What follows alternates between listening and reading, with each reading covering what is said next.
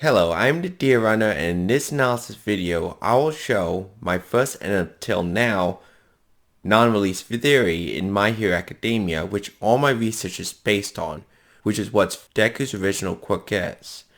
I will show that Deku's original quirk is a powerful scanning and manipulation quirk that tries to secretly fulfill what it perceives Deku wants. This will contain spoilers for the My Hero Academia series.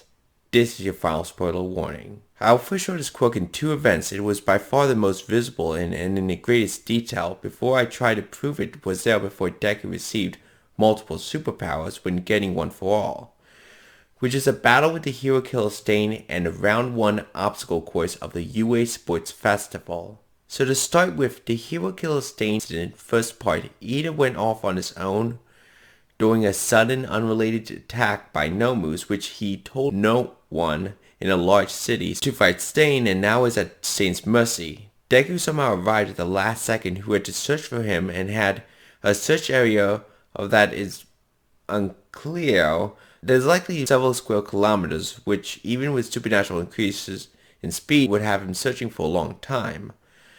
Now, due to the temporary paralysis attack on Ida by Stain was pivotal in the fight, any point that max time to reduce paralysis should be looked at with suspicion, which was this one, with Deku arriving last second. Then after that, Todoroki arrived last second, maximizing the time the paralysis would be reduced before Todoroki and Deku would defend Ida for the remainder of the time till the paralysis effect wore off. Obviously, something had to have intervened for that to make sense. The first one only focused on Deku. We can see that Stain clearly was focused on describing his philosophy and judging Ida. Then in a very obvious way declared he was going to now kill Ida, then just before his sword would come down, Deku ran in, stopping it. So for a long period of time, Deku, if manipulated, was forced to search nearby, letting Stain waste time, and then send Deku in when it was clear it was now or never. So a clear scanning requirement of at least all physical factors, as everything needed was physically visible. Though Deku didn't see it directly, scanning quirks to plan around the paralysis, mental manipulation to have Deku not be aware of his suspicious search patterns, and physical manipulation to have him move past that alley at the exact moment when going at considerable supernatural speeds. For Todoroki, him moving to that area was all because Deku sent a delayed distress signal to him at the exact moment he needed to, which was after significant delays that have no direct explanation except for a suspicious one. Deku forgot to send it immediately. So a clear sign of mental manipulation. Triggering an action when scanning determines it's the correct time to do it. Looking at the physically available variables, Todoroki was in a group moving toward a certain area away from Deku, though likely within several kilometers, and moving at a constant speed, which that distress signal sent him heading to Deku within seconds, at the same speed, but this time directly. So from that, something could calculate how long it would take him to arrive when a signal is sent. Also, Stain had again made sure certain things were said and had basically said those things before, trying to execute Ida, so it was predictable how long Ida would remain alive, completely safe from death under any reasonable circumstance, which the delayed distress signal was sent when both variables would create a last second arrival in regard to the minimum amount of time Ida would remain alive, which Stain also minimized wasting time as he did not know how long the paralysis would work on Ida, and clearly was very direct and focused on pushing certain talking points. So Todoroki arrived last second, which happened because Deku delayed sending a distress signal, so mental manipulation and scanning this time. Also, that distress signal being very unspecific had got Todoroki's group, who was after Stain, to not understand Stain was there, splitting their forces to save the heroes at the no-move attack area and to investigate the distress signal, which all this was something Deku wanted, to protect everyone of the good guys, and he came from Deku, so it is likely a living quirk interpreting Deku's desires. We can see that despite all the information gathering, the sheer skill and power of Stain had effectively kept Deku at bay. So clearly, a one-on-one fight in a skill versus skill match against a person that is either too highly skilled or powerful to be effectively manipulated is something that isn't able to be handled effectively by Deku's original Quirk, which is a weakness we will see a lot. Now, first round of UA's Voice Festival obstacle course, there are major suspicious things with coincidences that lead to Deku getting first place. Deku first had to carry the metal slab to beat about a few miles away minefield, with also traveling over a kilometer of rope over a chasm which he did not know about the minefield, which that heavy metal slab would hinder him greatly yet he did it, so mental manipulation to not realize at the time how stupid the early form of what he was doing looked, and scanning to know what needs to happen. But then he managed to use a personally dug up pile of mines to launch him to hit Bakugo and Todoroki, disorienting them, and after some complicated easy to mess up acrobatics, while flying through the air, triggered the mines on landing, hitting Bakugo and Todoroki, but launching Deku an extra distance, allowing Deku to slip by and not get instantly beaten, which if he landed in front or behind, they would have beaten him. Again, scanning would be needed, a lot of physical manipulation to not mess up, and a lot of mental manipulation to make sure Deku doesn't realize how stupid that plan was. And of course, winning was the desire of Deku that had activated his original Quirk, getting him to take first place. Then we see after unlike the Stain incident, it was for too obvious something was wrong, and we can hear when Uraraka questioned him, very fearful music came on, ignoring the happy state of this event, celebrating his victory, showing flashbacks of the ridiculous steps that were manipulated. I can't believe you got first place, I'm jealous! It was nothing. It's not like I had some big plan. I tried a few things that worked out better than I could have hoped for. Any of those gambles could have gone wrong. I was just lucky, that's all.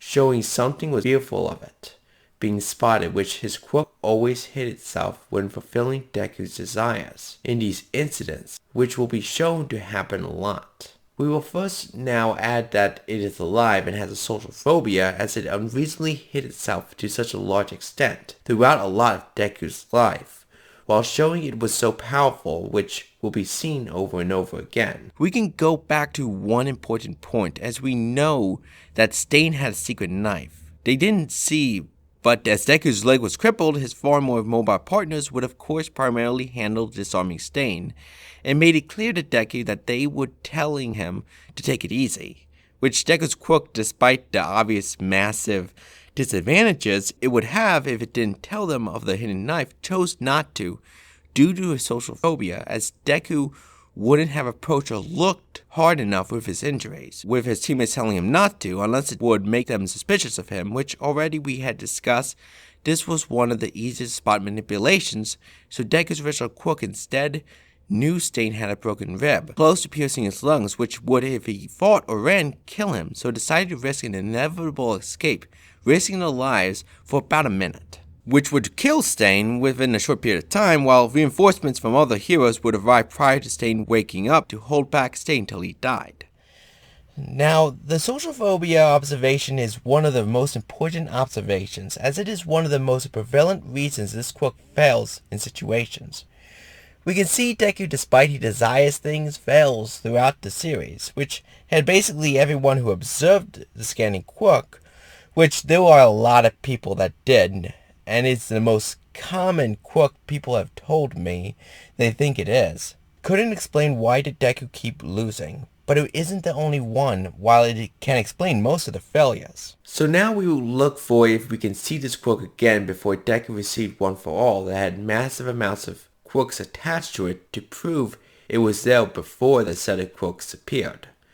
The event shown before Deku had gotten One For All had a massive amount of coincidences. First off, Deku had been thinking a lot about becoming like All Might, so technically a want is identified, leading to him directly getting All Might's power, a disturbing indicator that this Quirk is hunting One For All. Then Deku coincidentally gets in between a villain and All Might, triggering this event. That Deku will get One For All, which could have been through mental manipulation to not notice the physical manipulation moving him into position and scanning to understand the factors involved, leading Deku there unknowingly to the window of opportunity. Then we see Deku grab All Might's leg, while he jumps higher than a skyscraper to leave Deku, so needed a lot of physical manipulation to make sense due to he should have died. And for All Might not to notice Deku gets such a good grip. Also mental manipulation so Deku wouldn't notice how suicidal that was when he did it. But then there needed to be a standoff with the sludge villain to allow the next part, which Deku was so close to the soda bottle that contained the captured sludge villain without All Might looking, it fell out. But it somehow did not break on impact and landed next to Bakugo, so the direction of travel, and likely with how long a scanning Quirk and Deku scanned him throughout his life as they were together throughout their lives, up to this point, knew in his state would kick open the bottle containing the sludge monster, which had the sludge monster attack a hostage he could not quietly take out. Which, as that villain explained his strategy to Deku as he tried to hide in Deku's dead body after it kills him, which was stopped by All Might. You'll make a perfect skin suit for me to hide in, kid. Don't worry, I'm just taking over your body. I can't breathe. Which now, because of Bakugo's power, it turned into a prolonged hostage situation as Bakugo used his fire Quirk to burn down everything around him, alerting everyone to the attack that would get Deku one for all. With how unlikely that bottle would survive impact from a skyscraper's height, when a simple kick could open it, for this to make sense, Deku's original Quirk had to have mentally manipulated Deku to not notice himself snatching the soda bottle, and physical manipulation to make sure it is dropped in a certain way that his scanning capability would calculate, which is sheer speed All Might was moving would have that momentum make Deku be able to fling that soda bottle an extremely long distance. Therefore, with scanning and physical manipulation, could throw it an extraordinary long distance with pinpoint accuracy and know what will happen when it lands. Also, the scanning aspects had massive amount of time to activate. Looking for someone like Bakugo, Deku stated he didn't notice himself moving to the hostage situation. He thought it was a subconscious automatic with how he always went to those before. But this time was distracted and very sad by All Might telling him his dream can't be a reality, as someone without powers can't be a superhero due to the power of the villains. Why am I here? Did I subconsciously walk this way to check it out? We see Bakugo, who was fighting, suddenly got extremely scared right before Deku rushed in. Now Bakugo had a mix of mostly anger and a bit scared up to this point, and Bakugo's personality would be highly resistant to showing that desperate level of fear. So something changed. I know from my personal experience of research that when you are suddenly being suffocated, your body would most likely automatically make you be extremely scared. And we have seen that the sludge monster with Deku had decided to suffocate him then hide in his body to escape, though it was stopped by All Might. We can also hear the sludge villain refer to Bakugo as a skin suit just before attacking him, so would follow the same suffocating tactics it did for Deku. Perfect. I like a skin suit with some fire. So we have a potential cause, which if we look at the Quirks, those you have, the large amount of nitroglycerin coming from Bakugo's pores would of course mix with the sludge monster, causing damage, which the only reason the sludge monster was able to avoid being harmed was that his mass was so large, but he would need to go into his small form to go inside to Bakugo's mouth, which be instantly affected by nitroglycerin. We can also see the sludge monster focus on Bakugo's mouth, so at that point was wiping away and clogging the pores from pouring out nitroglycerin, which with how he completely covered his mouth should have been able to move in his small body without touching nitroglycerin. So since the last step would be to clog his air passages, the only explanation that takes into account everything is that the sludge villain was about to enter Bakugo, so Deku rushing in was at the last second before Bakugo's death, as the sludge would have soon moved in, clogging air passages, so doomed but likely alive a few minutes. And since Bakugo had been shown to quickly pour out nitroglycerin in like less than a second while actively keeping the sludge away from his face, restarted the progress of the sludge monster. We can also see after Deku strike the sludge villain, he focused on the face region and successfully gets the villain to remove its sludge, instead of trying to pull him from the sludge, which the way he went for Bakugo had no chance of pulling him out, so it was visibly pointless for someone trying to drag him out of there without knowing the sludge on his face needs to be removed to keep Bakugo alive. And Bakugo was coughing, so his air passages were being blocked. We can hear the sludge villain say just a little more to Bakugo after Deku failed to free Bakugo.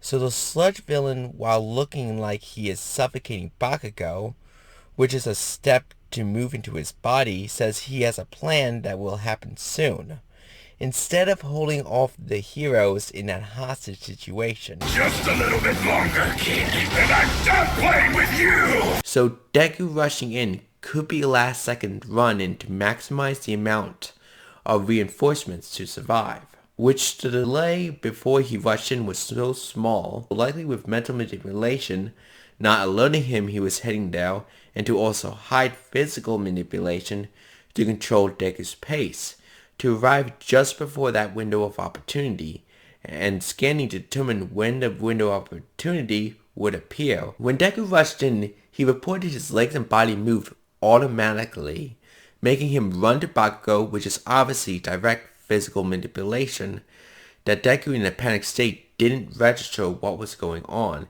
and blamed it on wanting to save his friend. What am I doing? Why am I running? Why can't I stop? Kanchan! What the hell? Why are you here? I don't know! My legs! They just started moving! Kanchan, I couldn't just stand there and watch you die! Somehow had his book bag, when thrown, had one with large sharp edges ripped the eye out of the sludge monster, forcing the sludge villain through pain to mess up, allowing Bakugo's face to be uncovered by Deku, who immediately, while still being controlled physically, to move the sludge away from Bakugo's face, which quickly allowed a large amount of nitroglycerin to accumulate on his face, restarting the sludge monster's progress to get Bakugo. So clearly, with how unlikely the books would do that, it was a combination of scanning the contents and physical manipulation to aim the projectiles, which that was everything: mental manipulation, physical manipulation, scanning, and interpreting Deku's signals while hiding its presence. Then the situation was over, so clearly this Quirk is real and it's Deku's original Quirk.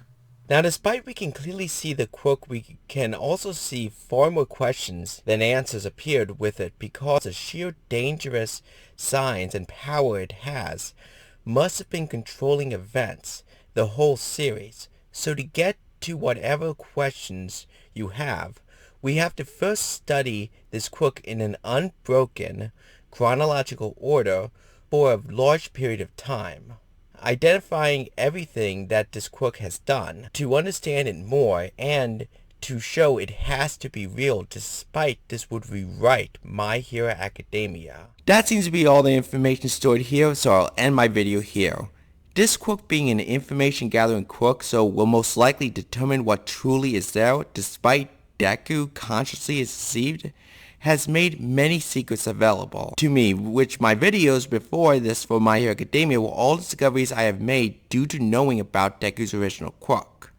I did find Deku's original Quirk a few months before Season 3 release, though by making my videos in an order you most likely not figure out the unreleased ones had removed evidence from it, which all the original evidence, and disrupted them all to a significant extent.